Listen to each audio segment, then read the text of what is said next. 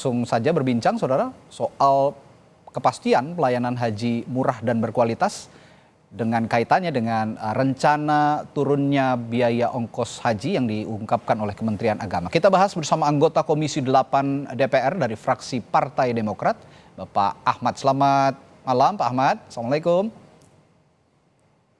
Assalamualaikum. Ya, waalaikumsalam warahmatullahi wabarakatuh, Pak Ahmad. Nah, sejauh ini bagaimana Komisi 8 merespons permintaan Presiden agar ONH atau biaya haji ini bisa diturunkan di tahun depan, Pak Ahmad? Ya, terkait dengan masalah haji, itu kan kita nanti akan rapat dengan pemerintah dalam ini dengan JDN PHU. Ya.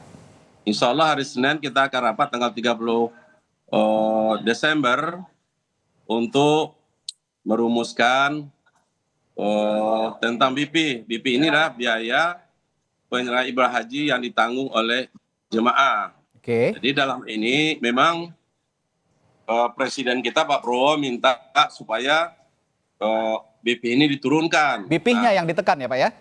Ya, BP-nya. Kan BP itu yang dibebankan kepada jemaah haji kita. Betul. Jemaah haji kita. Nah, di dalam ini BP itu terdiri beberapa komponen ya. Ya. Pertama yaitu transportasi penerbangan. Ya. Nah, penerbangan itu dari BP yang dibayarkan itu sekitar 35 sampai 45% tersedot biayanya untuk BP itu dari penerbangan. Oke. Yang kedua adalah akomodasi. Yaitu pemondokan selama mulai di Jeddah, Mekah, Madinah, dan Arsmuna. Ya kan? Ya. Yang ketiga adalah konsumsi. Ya, hidup ya? Ya, konsumsi. Yang keempat adalah transportasi selama di tanah suci. Oke.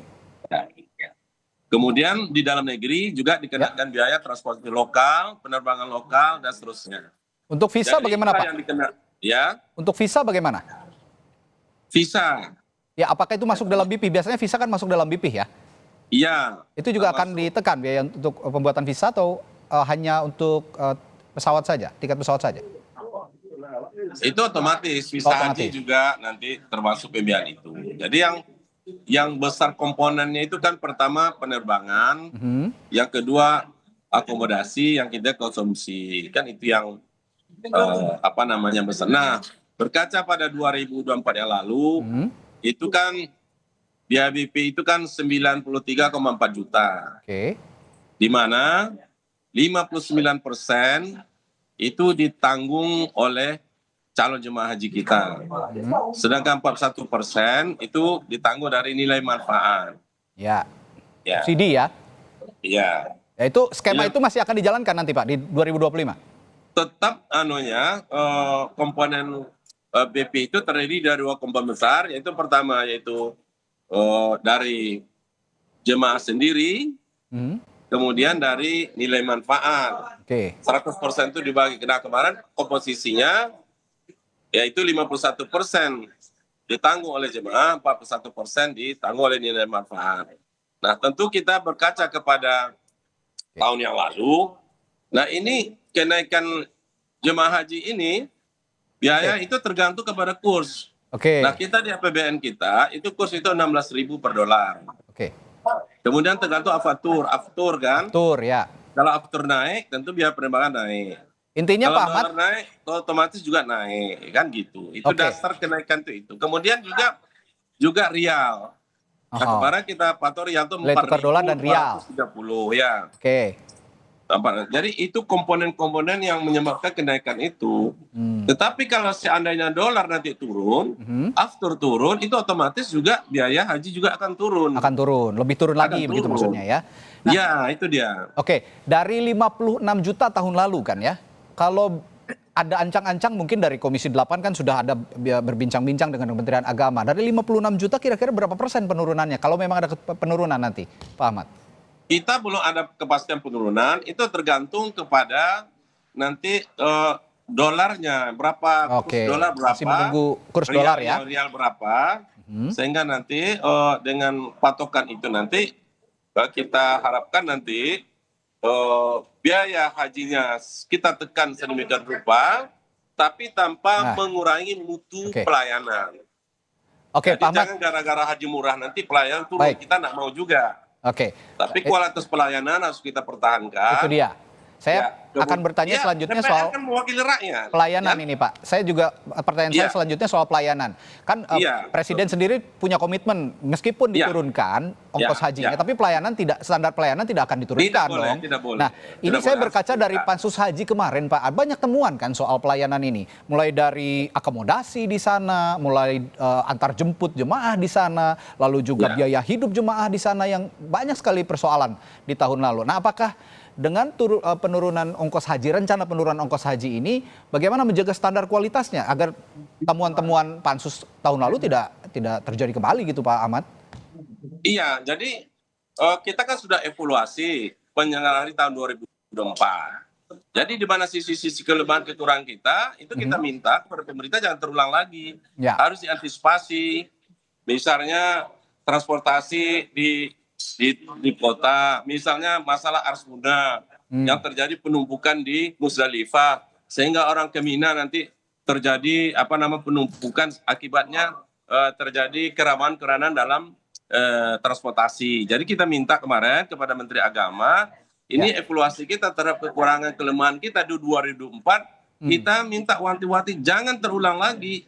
Itu Ya dia. kan? Jangan sampai jatuh lubang sama gitu loh. Sehingga kita kemarin bentuk pansus sampai sedemikian pentingnya, kita harapkan dengan ada pansus ini, jadi pemerintah kita harapkan apa kekurangan kelemahan kemarin itu jangan terulang lagi. Oke. Dan itu dapat diantisipasi sejauh mungkin, sedini mungkin. Makanya kita minta kepada Pak Menteri Agama yang baru dengan jajaran yang baru, apalagi ini kan sudah dibentuk BPH nih. Ya. Badan Penyelenggara Hari. Jadi juga bersama-sama dua lembaga ini nanti untuk penyelenggara haji itu yang kita harapkan layanan itu lebih baik dari 2004 gitu. Oke. Itu harapan kita. Ada juga begini Pak Ahmad, temuan dari Pansus di periode DPR sebelumnya. Ini soal keterlibatan pemerintah dalam pengelolaan ibadah haji. Nah, terkait kelembagaan ini yang jadi masalah bahwa Kementerian Agama pada periode lalu ini masih berperan ganda dalam penyelenggaraan ibadah haji, baik sebagai regulator maupun operator. Tapi kan sebenarnya untuk penyelenggaraan haji sekarang itu berubah menjadi government to business, pemerintah dengan penyedia layanan haji. Nah, bagaimana mengawasi soal ini? Kadang dispute-nya ada di situ soalnya, Pak Ahmad. Ya, sekarang kan Menteri Urusan Haji Saudi itu penyelenggaraan haji itu kan diserahkan sepenuhnya kepada syarikah ya. Ya. Artinya secara bisnis, ya kan? Tentu dalam hal ini orientasi mereka kan untung ya, profit ya. Ya, Tidak betul. lagi pelayanan. Nah, disinilah fungsi kita. Makanya kita sebelum penyelenggaraan haji itu, kita turun dulu ke lapangan, ke Saudi. Oke. Untuk mengecek persiapan, terutama pemundokannya, cateringnya. Kemudian di Asmuna yang selalu rawan terhadap penumpukan manusia pada jam sama, waktu yang sama dengan berjutaan manusia itu. Ya. Nah, seterusnya kita harapkan dengan adanya, kami kan ada panja nih, dengan ada panja ini diharapkan celah-celah yang akan menyebabkan kemungkinan timbulnya masalah haji 2025 ini dapat kita antisipasi. Ya. Kemudian juga kita tahu bahwa orientasi mereka bisnis, ya kan? Kalau Kerajaan Saudi dulu ke pelayanan, nah kita harapkan kita sebagai pengawas nanti, ya terutama masalah-masalah berkaitan dengan tarif, seperti di di Asmuna, itu kan tahun kemarin kan 4.000 rial tuh, yang satu orang. Ya. Nah mungkin tahun ini kita coba nanti bagaimana dengan syarikat itu bagaimana menegonya, supaya mungkin lebih bisa diturunkan. Baik, Pak Ahmad. Demikian, ya, begitu. Baik, Pak Ahmad, singkat terakhir, kemarin kan pada DPR periode sebelumnya kan ada pansus. Nah, temuan-temuannya ini kalau nggak salah ada 9 lah, kurang lebih ada 9 temuan. Ini sudah dikomunikasikan pada Komisi 8 periode saat ini untuk sama-sama nanti juga diawasi dalam penyelenggaraan ibadah haji 2025? Karena pansus itu sendiri terdiri dari Komisi 8. Ya, maksud kami sudah dikomunikasikan ya, Pak, berarti di DPR periode ini ya? Iya sudah, Baik. karena sebagian anggota Dewan Pansus yang 2024 itu sebagai Masuk lagi ya? terpilih kembali. Oke, baik, Jadi terpilih itu kembali. 9 poin itulah yang kita sekarang nanti sebagai bahan kita nanti rapat ke depan tanggal 30 Oktober ini, Baik. bagaimana ini lebih bisa diatasi dan lebih baik kualitas pelayanan. Seperti itu. Baik, Ya. ya termasuk ini juga masalah untuk menyelesaikan 5.678 nomor porsi kuota batu yang sampai saat ini juga belum terselesaikan. Ini porsi haji reguler yang belum diketahui secara pasti di mana jemaah haji itu berada. Ini jadi problem juga dan harus diselesaikan di Komisi 8. Dan mudah-mudahan rencana penurunan ongkos haji ini jadi angin segar juga buat mereka yang ingin beribadah haji di tahun 2025 ya Pak Ahmad. Baik, terima kasih anggota Komisi 8 DPR RI, Ahmad sudah bergabung di Sapa Indonesia Malam. Sehat selalu Pak Ahmad. Sampai jumpa lagi Pak. Assalamualaikum. Terima kasih. Assalamualaikum warahmatullahi wabarakatuh. Waalaikumsalam warahmatullahi wabarakatuh.